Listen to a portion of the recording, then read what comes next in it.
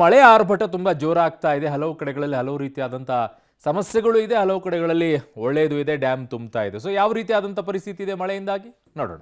ರಾಜ್ಯದಲ್ಲಿ ಬಿರುಸು ಪಡೆದ ಮುಂಗಾರು ಮಳೆ, ಕೆಲ ಜಿಲ್ಲೆಗಳಿಗೆ ಬಿರುಗಾಳಿ ಸಹಿತ ಮಳೆಯ ಮುನ್ಸೂಚನೆ.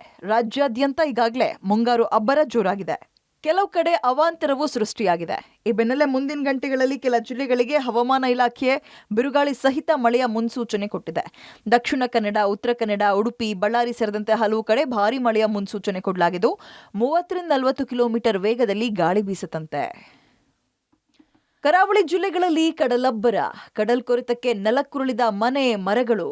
ರಾಜ್ಯದಲ್ಲಿ ಮುಂಗಾರು ಮಳೆ ಬಿರುಸು ಪಡೆದಿದೆ. ಹಲವು ಕಡೆ ಭಾರೀ ಮಳೆಗೆ ಅವಾಂತರ ಸೃಷ್ಟಿಯಾಗಿದೆ. ಉತ್ತರ ಕನ್ನಡ ಜಿಲ್ಲೆಯ ಕರಾವಳಿಯಲ್ಲಿ ಕಡಲ ಅಬ್ಬರ ಜೋರಾಗಿದ್ದು, ಅಂಕೋಲ ತಾಲೂಕಿನ ಹಾರವಾಡ ಕಡಲ ತೀರದಲ್ಲಿ ಕಡಲ ಕೊರೆತ ಉಂಟಾಗಿ ತೆಂಗಿನ ಮರಗಳು ನೆಲಕ್ಕುರುಳಿದೆ. ಅಲ್ಲದೆ ಕಡಲಬ್ಬರಕ್ಕೆ ತರಂಗಮೇಟ್ ಗ್ರಾಮದಲ್ಲಿ 3 ಮನೆಗಳಿಗೆ ಹಾನಿ ಉಂಟಾಗಿದೆ. ಇದರಿಂದ ಸಮುದ್ರ ಭಾಗದ ಜನರಿಗೆ ಆತಂಕ ಉಂಟಾಗಿದೆ.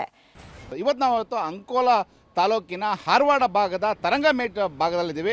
ಈ ಭಾಗದಲ್ಲಿ ಸಾಕಷ್ಟು ಅಲೆಗಳ ಅಬ್ಬರದಿಂದಾಗಿ ಈ ಭಾಗದಲ್ಲಿ ಈಗ ಕಡಲ ಕೊರೆತ ಪ್ರಾರಂಭವಾಗಿರೋದು. ಇದರಿಂದಾಗಿ ಇಲ್ಲಿನ ನಿವಾಸಿಗಳಿಗೆ ದೊಡ್ಡ ತೊಂದರೆ ಆಗಿರೋದು. ಯಾಕೆ ಅಂತಂದರೆ ಕಡಲ ಕೊರೆತ ಜಾಸ್ತಿ ಆದಾಗೂ ಇಲ್ಲ ಕಡಲ ತೀರ ಭಾಗದಲ್ಲಿ ಮೀನುಗಾರರು ಮತ್ತು ದಲಿತ ಜನರು ಇರುವಂಥದ್ದು.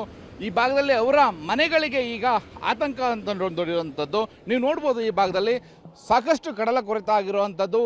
ತೆಂಗಿನ ಮರಗಳು ಈಗ ನೆಲಕ್ಕುರುಳಿದ್ದಾವೆ. ಈಗ ಮನೆಗಳ ಹತ್ತಿರಕ್ಕೂ ಕೂಡ ಅಲೆಗಳ ಅಬ್ಬರ ಈ ಭಾಗದಲ್ಲಿ ಕೂಡ ಬರ್ತಾ ಇದೆ. ಈ ಹಿಂದೆ ಈ ಭಾಗದಲ್ಲಿ ತಡೆಗೋಡೆಯನ್ನು ಕೂಡ ನಿರ್ಮಾಣ ಮಾಡಲಾಗಿತ್ತು. ಯಾಕೆಂದರೆ ಈ ಭಾಗದಲ್ಲಿ ಕಳೆದ 4-5 ವರ್ಷದಿಂದ ನಿರಂತರವಾಗಿ ಕಡಲ ಕೊರೆತ ಇರುವಂಥದ್ದು.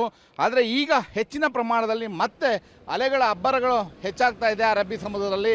ಹೀಗಾಗಿ ಈ ಭಾಗದಲ್ಲಿ ಮತ್ತೆ ಕಡಲ ಕೊರೆತ ಪ್ರಾರಂಭವಾಗಿರುವಂಥದ್ದು. ಇನ್ನು ನಾನು ಯಾವ ರೀತಿಯಲ್ಲಿ ಕಡಲ ಅಲೆಗಳ ಅಬ್ಬರ ಇದೆ ಅನ್ನೋದನ್ನು ಕೂಡ ತೋರಿಸ್ತೇನೆ. ನೀವು ನೋಡ್ಬೋದು, ಈ ಭಾಗದಲ್ಲಿ ಸುಮಾರು 2-3 ಮೀಟರ್ ಎತ್ತರದಲ್ಲಿ ಅಲೆಗಳ ಅಬ್ಬರ ಬರ್ತವೆ. ಕರಾವಳಿಯ ಗಾಳಿ ಮಳೆಗೆ ಅರಬ್ಬಿ ಸಮುದ್ರ ಬೆರೆಸಿ ಬೊಬ್ಬೆರಿತಾ ಇದ್ದು 130 ಕಿಲೋಮೀಟರ್ ವ್ಯಾಪ್ತಿಯ ಸಾಗರದ ಅಲ್ಲಲ್ಲಿ ಕಡಲ್ಕೊರೆತದ ಆತಂಕ ಕೂಡ ಶುರುವಾಗಿದೆ. 4-5 ಮೀಟರ್ ಎತ್ತರದ ಅಲೆಗಳು ತಡೆಗೋಡೆಗೆ ಬಂದು ಅಪ್ಪಳಿಸ್ತಾ ಇದೆ. ಶಾಶ್ವತ ಪರಿಹಾರದ ಚರ್ಚೆಯ ನಡುವೆ ರಾಜ್ಯ ಸರ್ಕಾರ ಕೇವಲ 5 ಕೋಟಿ ರೂಪಾಯಿ ಅನುದಾನ ಘೋಷಣೆ ಮಾಡಿದ್ದು, ಕಳೆದ ವರ್ಷದ 10 ಕೋಟಿ ರೂಪಾಯಿ ಪರಿಹಾರ ಇನ್ನೂ ಬಿಡುಗಡೆಯಾಗಿಲ್ಲ. ಸಮುದ್ರವನ್ನೇ ಅಂಗಳ ಮಾಡಿಕೊಂಡು ಜೀವನ ನಡೆಸ್ತಾ ಇರೋ ಕಡಲ ಮಕ್ಕಳು ಈ 3 ತಿಂಗಳಲ್ಲಿ ಆತಂಕದಲ್ಲಿ ಜೀವನ ನಡೆಸುವಂತಾಗಿದೆ. ಸದ್ಯಕ್ಕೆ ಕಡಲಿನ ಅಬ್ಬರ ಎಷ್ಟಿದೆ ಅಂತ ನಾವು ನೋಡ್ತಾ ಇದ್ದೇವೆ. ಯಾವಾಗಲೂ ಹಾಗೆ ಮಳೆ 1 ವಾರ ಬಂದ ನಂತರ ವಿಪರೀತವಾದ ಗಾಳಿ ಇದ್ದ ಸಂದರ್ಭದಲ್ಲಿ ಮಳೆ ಕಮ್ಮಿಯಾದ ಕೂಡಲೇ ಕಡಲಿನ ಅಬ್ಬರ ಶುರುವಾಗ್ತದೆ. ನಾವು ನೋಡ್ಬೋದು, ಹವಾಮಾನ ಇಲಾಖೆ ಈಗಾಗಲೇ ಒಂದು ಮುನ್ಸೂಚನೆ ಕೊಟ್ಟಿದೆ. ಸುಮಾರು 3-4 ಮೀಟರ್ನಷ್ಟು ಎತ್ತರದ ಅಲೆಗಳು ಬಂದು ಕಡಲಿಗೆ ಅಬ್ಬಳಿಸ್ತದೆ. ಹಾಗಾಗಿ ಮೀನುಗಾರರು ಯಾರು ಕೂಡ ಕಡಲಿಗೆ ಇಳಿಬಾರ್ದು ಅಂತೇಳಿ. ಹಾಗಾಗಿ ಯಾವುದೇ ದೋಣಿಗಳು ಸಮುದ್ರದಲ್ಲಿ ನಮಗೆ ಕಂಡು ಬರ್ತಾ ಇಲ್ಲ, ಯಾರು ಕೂಡ ಫಿಶಿಂಗ್ ಮಾಡ್ತಾ ಇಲ್ಲ. ನಾವು ನೋಡ್ಬೋದು, ಇದು ಕಾಪು ತಾಲೂಕಿನ ಮಟ್ಟು ಮತ್ತು ಕಾಪು ಆಸುಪಾಸು. ಇಲ್ಲಿ ಐ ಆಕಾರದಲ್ಲಿ ಸಮುದ್ರಕ್ಕೆ ಕಲ್ಲುಗಳನ್ನು ಹಾಕಿದ್ದಾರೆ.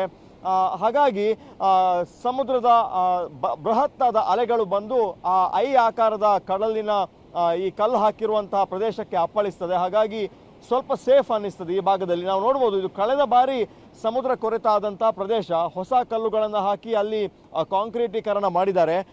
ಆ ಭಾಗದಲ್ಲಿ ಕಡಲು ಕೊರೆತ ಆಗಿತ್ತು. ಲಕ್ಷಾಂತರ ರೂಪಾಯಿ ಇದೇ ಒಂದು 100 ಮೀಟರ್ ವ್ಯಾಪ್ತಿಯಲ್ಲಿ ಸಮಸ್ಯೆ ಆಗಿರುವಂಥದ್ದು. ಕೊಡಗಿನಲ್ಲಿ ಮುಂಗಾರು ಆರ್ಭಟ, ಭಾರೀ ಗಾತ್ರದ ವಾಹನಗಳಿಗೆ ನಿರ್ಬಂಧ.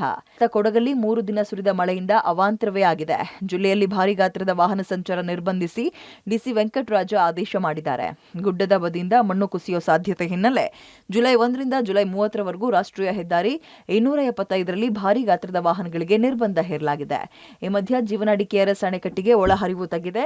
ನಿನ್ನೆ 17,000 ಕ್ಯೂಸೆಕ್ಸ್ ಇದ್ದ ಒಳಹರಿವಿನ ಪ್ರಮಾಣ ಇವತ್ತು ಏಕಾಏಕಿ 12,000ಕ್ಕೆ ಕುಸಿದಿದೆ. ಒಟ್ನಲ್ಲಿ ರಾಜ್ಯದಲ್ಲಿ ಈ ಸಲ ಉತ್ತಮ ಮಳೆ ಆಗ್ತಾ ಇದ್ದು, ಇನ್ನು ಭಾರೀ ಮಳೆಯ ಮುನ್ಸೂಚನೆಯಲ್ಲಿ ಹವಾಮಾನ ಇಲಾಖೆ ಇದೆ. ಕರಾವಳಿ ಸೇರಿದಂತೆ ಕರ್ನಾಟಕದ ಒಳನಾಡಿನಲ್ಲಿ ಗಾಳಿ ಮಳೆ ಮುನ್ಸೂಚನೆಯನ್ನ ಕೊಡಲಾಗಿದೆ. News desk, public TV.